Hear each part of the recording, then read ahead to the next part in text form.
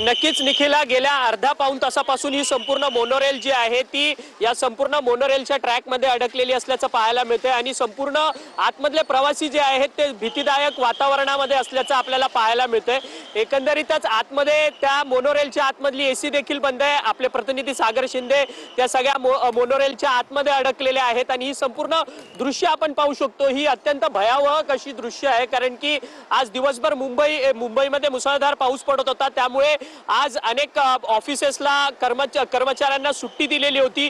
त्यामुळे ते पुन्हा कर्मचारी जे आहेत ते ऑफिसेसमधनं बाहेर आपल्या परतीच्या घराच्या मार्गासाठी निघालेले होते। त्यातच मुंबईची जीवनवाहिनी म्हणून ओळखली जाणारी रेल्वे लाईन देखील विस्कळीत झालेली होती। त्यामुळे मोनोरेलचा आधार घेत काही आपण पाहतोय अग्निशमन दलाची गाडी आता या ठिकाणी पोहोचलेली आहे। तुम्हाला असं वाटतं की मोनोरेल मधून काही प्रवाशांना यातून बाहेर इथे उतरवलं जाईल असं आलेली आहे? आणि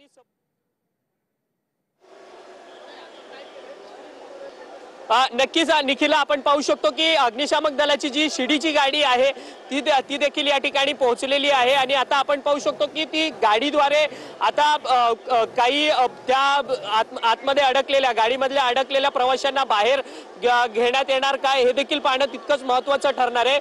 परंतु एकंदरीतच आतमध्ये जे अडकलेले प्रवासी आहेत मोनोरेलमध्ये त्यांच्यामध्ये भीतीचं वातावरण आपल्याला पाहायला मिळतंय आणि मोनोरेलची आपण एक बाजू आपण पाहिली तर ती कलंडलेली असल्याचं आपल्याला पाहायला मिळतंय, संपूर्ण एकीकडे झुकलेली असल्याचं आपल्याला पाहायला मिळतंय।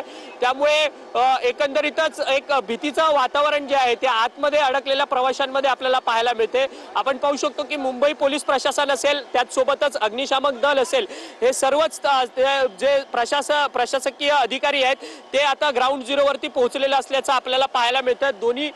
दोन्ही बाजूचे रस्ते जे आहेत ते आता या ठिकाणाहून बंद केलेले असल्याचं पाहायला मिळते आणि मोनोरेल या दोन्ही एकमेकांच्या समोर आलेले आहेत। मोनोरेल अर्थातच या एक ट्रॅक वरतून पुढे जात होत्या आणि दोन्ही मोनोरेल जे आहेत ते एकमेकांना चिटकलेल्या होत्या।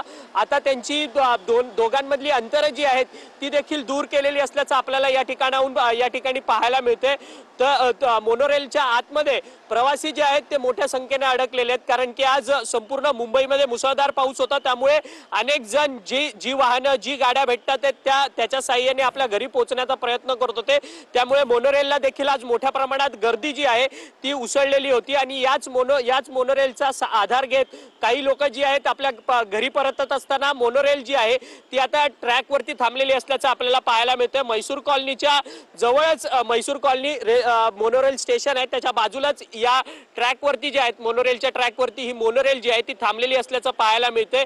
एकंदरीतच भीतीचं वातावरण आतमध्ये अडकलेल्या प्रवाशांमध्ये पाहायला मिळतं, कारण की सफोकेशन आतमधल्या प्रवाशांना होते। तिथे आतमध्ये एसी देखील बंद आहे, गरोदर बायका सोबतच। अक्षय, आणि आपण इथे पाहतो अग्निशमन दलाची गाडी पोहोचली आहे लॅडरसह या ठिकाणी।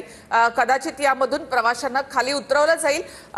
बरेच अग्निशमन दलाचे अधिकारी देखील या ठिकाणी आहेत, पोलीस देखील या ठिकाणी पोहोचलेले आहेत आणि पुन्हा एकदा या ठिकाणी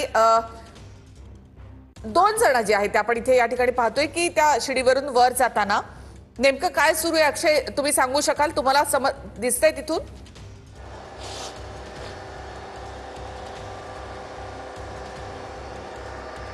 निखिला, सध्या आपण पाहू शकतो की पोलीस उपायुक्त देखील या ठिकाणी दाखल झालेले आहेत। या सगळ्या प्रकरणाची माहिती घेण्याकरता या ठिकाणी पोलीस उपायुक्त या विभागाचे दाखल झालेले आहेत आणि मोनोरेल ज्या ठिकाणी अडकलेली आहे त्या ठिकाणी तांत्रिक अडचणी कारणांमुळे ही संपूर्ण मोनोरेल अडकलेली आहे असं मोनोरेलच्या प्रशासनाकडनं सांगण्यात येत आहे आणि गेल्या 40 मिनिटांपासून 40 ते 45 मिनिटं ही मोनोरेल जी आहे ती अडकलेली आहे। आता मात्र अग्निशामक दलाकडनं आता या मोनोरेलच्या आतमध्ये रेस्क्यू करण्यात येणार का कर्मचारी आतमध्ये असलेल्या प्रवाशांना, हे देखील पाहणं तितकंच महत्त्वाचं ठरणार आहे। त्याच्यासाठीच ही संपूर्ण अग्निशामक दलाची जी शिडीवाली एक शिडी जी आहे ती या ठिकाणी खोलण्यात आलेली आहे आणि आपण पाहू शकतो की 2 अग्निशामक दलाचे अधिकारी जे आहेत ते त्या शिडीवरती आहेत।